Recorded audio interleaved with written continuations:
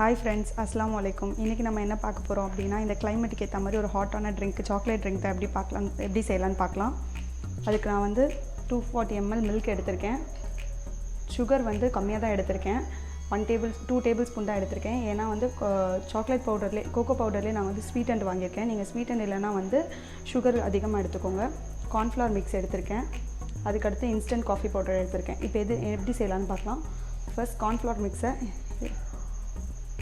Cornflour mix இதில் போட்டு ஒரு 2 டேபிள் ஸ்பூன் பால் ஊற்றிக்கோங்க.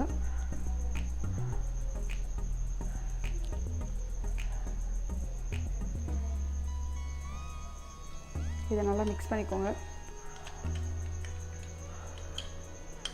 இல்லைனா கட்டி ஆகிடும் நீங்கள் காய்ச்சும் போது. அதனால தான் இது மாதிரி மிக்ஸ் பண்ணிக்கிறோம் ஸ்டார்டிங்கே.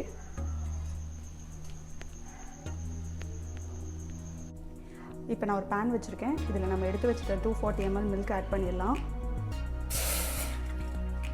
இது நல்லா கொதிக்க வரட்டும், அதை வைக்க வெயிட் பண்ணலாம்.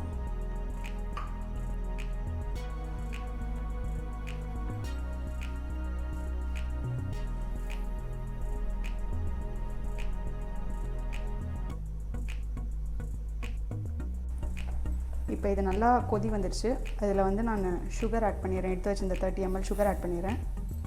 அதாவது 1/4 கப் சுகர். இது கொஞ்சம் மெல்ட் ஆகட்டும், சுகர் வந்து கரைஞ்சிடட்டும். அதுக்கு வெயிட் பண்ணலாம்.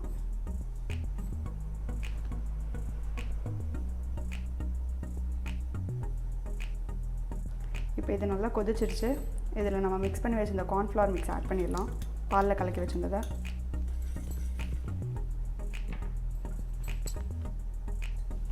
இது நல்லா திக்காகிற வரைக்கும் கொஞ்சம் ஸ்டிர் பண்ணிகிட்டே இருங்க, இல்லைனா அது அடி பிடிச்சிடும். அடி பிடிக்காமல் பார்த்துக்கோங்க.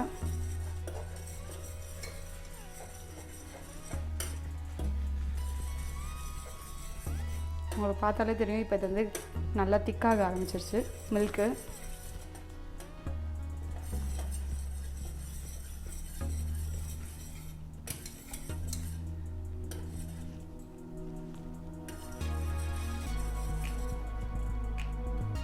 இப்போ இது நல்லா திக்காயிடுச்சு. இதில் நான் வந்து மில்கில் வந்து அந்த கோகோ பவுடர் எடுத்து இந்த கோகோ பவுடர் இந்த மில்கில் ஆட் பண்ணி கரைச்சி வச்சுட்டேன். அதை இதில் ஆட் பண்ணிடலாம்.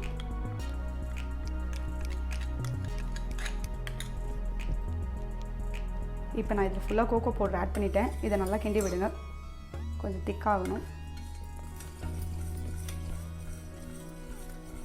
நல்லா கொதிச்சு வந்தால் ரெடி ஆகிடும் ஹாட் சாக்லேட்.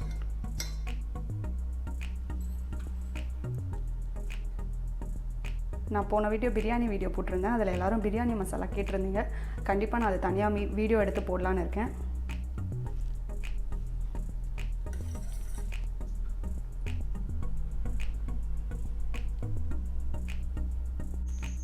இப்போ இது நல்லா கொதிச்சிருச்சு. இதில் நான் வந்து எடுத்து வச்சுருந்த டெய்ரி மில்க் சாக்லேட் இதில் ஆட் பண்ணியிருக்கேன்.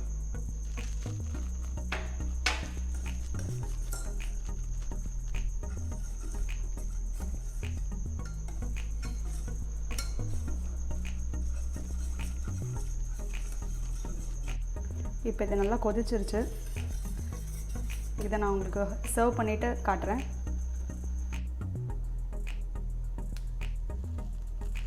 இப்போ இதை நம்ம சர்வ் பண்ணிடலாம். கண்டிப்பாக சாக்லேட் லவர்ஸ் ட்ரை பண்ணி பாருங்கள், உங்களுக்கு கண்டிப்பாக பிடிக்கும். சாக்லேட் லவர்ஸ் இல்லைனாலும் ட்ரை பண்ணி பாருங்கள், நல்லாயிருக்கும்.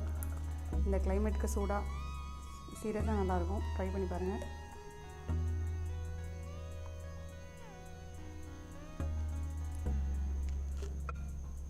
இப்போ இதுக்கு மேலே நம்ம டாப்பிங்காக 4 ஓரியோ பிஸ்கெட் சும்மா கட் பண்ணி வச்சுருக்கேன், அதை போட்டுக்கலாம்.